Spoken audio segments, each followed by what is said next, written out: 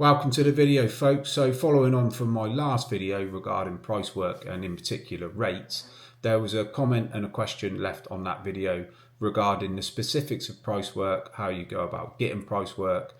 So I thought I'd cover that, and I'd also thought I'd give my thoughts on optimal gang size, in my opinion, of course, because there was a few comments on there regarding gang sizes and what people thought worked and what people thought didn't.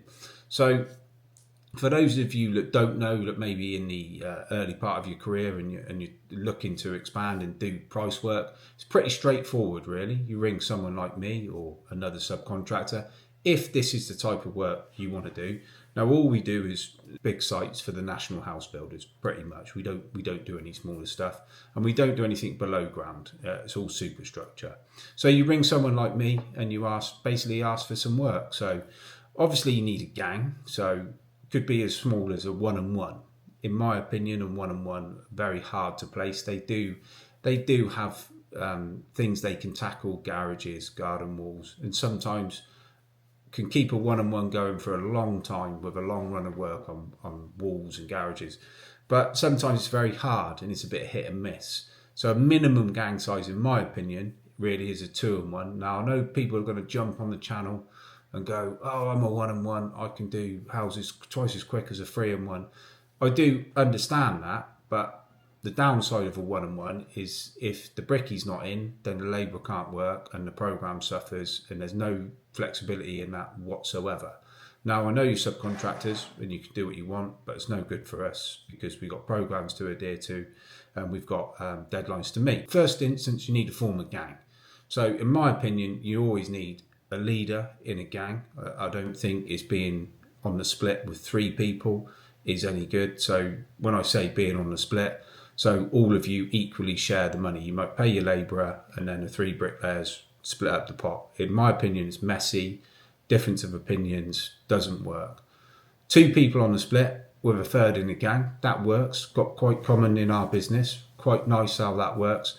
But in my opinion, I never used to want to split it with anyone. I used to like to be on price work on my own, just because that's the way I'd like it. It was all down to me. The responsibility was all mine, and that's just the way it was. So you get a gang together. You want to be a leader, someone who communicates with the contracts manager or the boss of the subby firm, who's going to talk to the site manager, liaise with the forklift driver, organise kit, etc. So once you're a gang, it's pretty simple, really. You get some rates or you get the prices off the subby.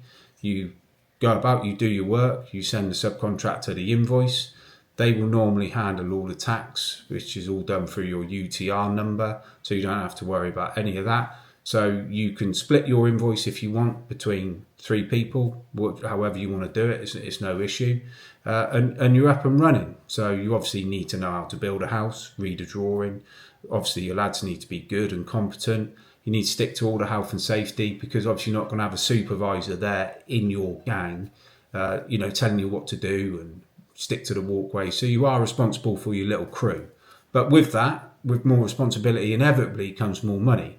So if you're on price work, you've got that opportunity to, the more you do, the more you earn. But with that, you have got to be responsible. You've got to go back and do your snagging and do your finals and do your pre-plasters, clean up, rake under scaffolds, etc., etc. So added responsibility, yes, but added money normally if you get it right. And remember, you only get paid to build it once.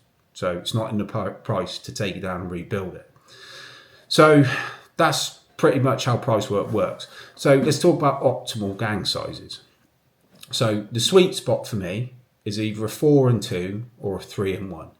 Anything above a 4-and-2, I think the quality slides, and I haven't met many people that can control that many lads, like 10, 11, 12, and really deliver the product and the quality that customers are looking for.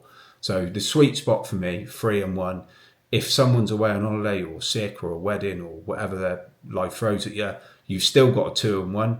3-and-1 can handle most things, even at blocks of 3s and blocks of 4, detached plots. I think 2-and-1s sometimes just take a little bit too long on lifts. So 3-and-1 sweet spot for me. 4 and 2, if the site's big enough and it's organised enough and you've got enough releases, 4 and 2 is a nice size gang. You've always got someone loading ahead. You've got a decent sized gang who can do a good chunk of work on the site. When someone's off organising lintels and drawings and setting out the next plot, you've still got a decent amount of labour on your current working lifts. But obviously the downside of the bigger gang is there's a bigger wage bill to cover. So you've got to earn the 3 other brickies and your 2 labourers money in a day before you earn yourself any money. So downside of that is, the forklift driver, or it's raining, or the silo packs up, or all of these things that we have to navigate on a pretty much daily basis can run away from you. If you think, I don't know, cut of £100 a day for a bricklayer times, say 3, 150 for your labourers, all of a sudden it mounts up, and, across 10-day period, we pay on a fortnightly period, across a 10-day period, it's a big wage bill. So you're better off starting a bit smaller, and once you're a bit more experienced, maybe add the odd trowel in, or get yourself an apprentice. We've got loads of apprentices, and they're really good, and good workers and good work ethic once you've got them and moulded them out into how you want. So that's just my thoughts on price work. That's my opinion. Sweet spot for me, 3 and 1, 4 and 2. Comment below, because I'll probably get a right slagging off for this, but that is just my opinion. And obviously everyone's entitled to an opinion, and mine aren't always right. So that's it for this particular video. Look out for the Super Trowel Germany tour, because that's coming up soon as well. What a trip that was.